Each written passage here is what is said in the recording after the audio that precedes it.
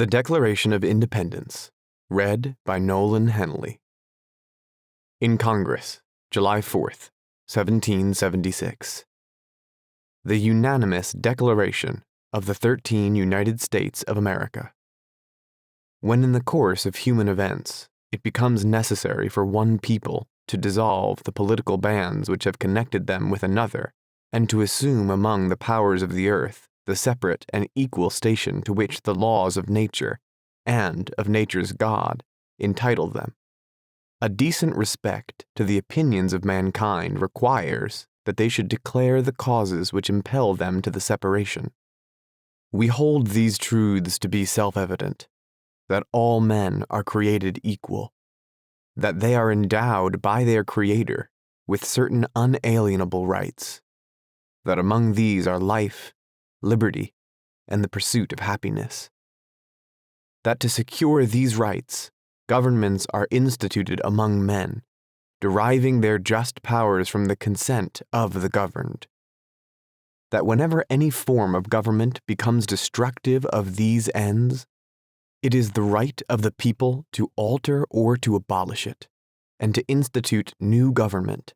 laying its foundation on such principles and organizing its powers in such form as to them shall seem most likely to effect their safety and happiness.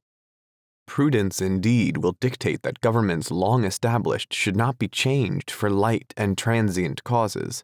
and accordingly all experience hath shown that mankind are more disposed to suffer, while evils are sufferable, than to right themselves by abolishing the forms to which they are accustomed. But when a long train of abuses and usurpations, pursuing invariably the same object, evinces a design to reduce them under absolute despotism, it is their right, it is their duty, to throw off such government, and to provide new guards for their future security. Such has been the patient sufferance of these colonies, and such is now the necessity which constrains them to alter their former systems of government. The history of the present King of Great Britain is a history of repeated injuries and usurpations, all having in direct object the establishment of an absolute tyranny over these states. To prove this, let facts be submitted to a candid world. He has refused his assent to laws, the most wholesome and necessary for the public good. He has forbidden his governors to pass laws of immediate and pressing importance, unless suspended in their operation till his assent should be obtained, and when so suspended, he has utterly neglected to attend to them. He has refused to pass other laws for the accommodation of large districts of people, unless those people would relinquish the right of representation in the legislature, a right inestimable to them, and formidable to tyrants only. He has called together legislative bodies at places unusual, uncomfortable, and distant from the depository of their public records, for the sole purpose of fatiguing them into compliance with his measures. He has dissolved representative houses repeatedly for opposing with manly firmness his invasions on the rights of the people. He has refused for a long time after such dissolutions to cause others to be elected, whereby the legislative powers, incapable of annihilation, have returned to the people at large for their exercise, the state remaining in the meantime exposed to all the dangers of invasion from without and convulsions within. He has endeavored to prevent the population of these states, for that purpose obstructing the laws for naturalization of foreigners, refusing to pass others to encourage their migrations hither, and raising the conditions of new appropriations of lands. He has obstructed the administration of justice by refusing his assent to laws for establishing judiciary powers. He has made judges dependent on his will alone for the tenure of their offices, and the amount and payment of their salaries. He has erected a multitude of new offices, and sent hither swarms of officers to harass our people and eat out their substance. He has kept among us in times of peace standing armies without the consent of our legislatures. He has affected to render the military independent of and superior to the civil power,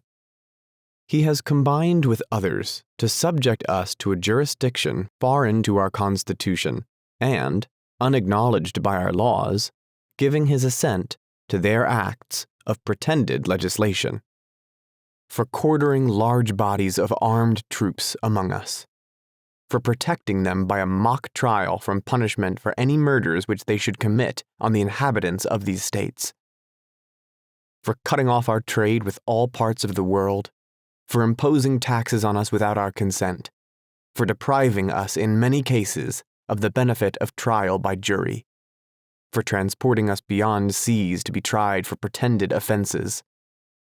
for abolishing the free system of English laws in a neighboring province, establishing therein an arbitrary government, and enlarging its boundaries so as to render it at once an example and fit instrument for introducing the same absolute rule into these colonies, for taking away our charters, abolishing our most valuable laws, and altering fundamentally the forms of our governments, for suspending our own legislatures and declaring themselves invested with power to legislate for us in all cases whatsoever. He has abdicated government here by declaring us out of his protection and waging war against us. He has plundered our seas, ravaged our coasts, burnt our towns, and destroyed the lives of our people.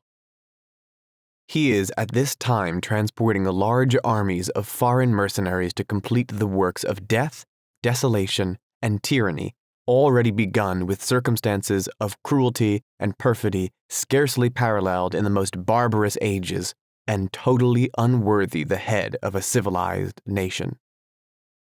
He has constrained our fellow citizens taken captive on the high seas to bear arms against their country, to become the executioners of their friends and brethren, or to fall themselves by their hands. He has excited domestic insurrections amongst us, and has endeavored to bring on the inhabitants of our frontiers,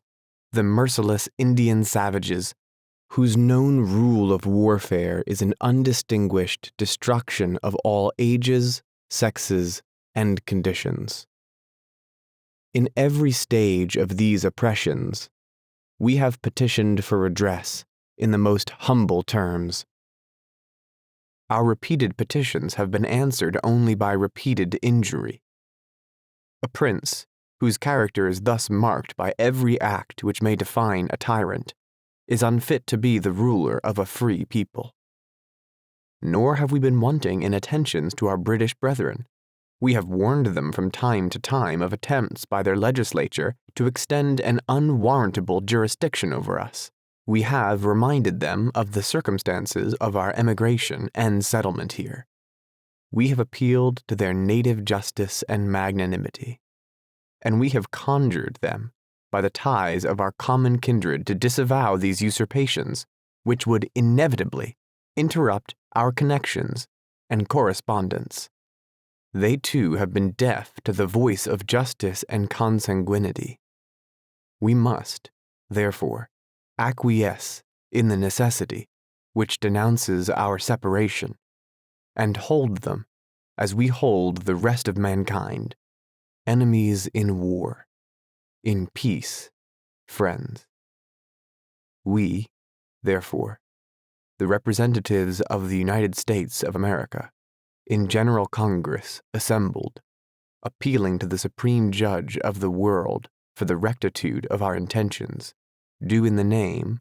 and by authority of the good people of these colonies, solemnly publish and declare that these united colonies are, and of right ought to be, free and independent states, that they are absolved from all allegiance to the British Crown, and that all political connection between them and the state of Great Britain is and ought to be totally dissolved, and that as free and independent states they have full power to levy war, conclude peace, contract alliances, establish commerce, and to do all other acts and things which independent states may of right do, and for the support of this declaration,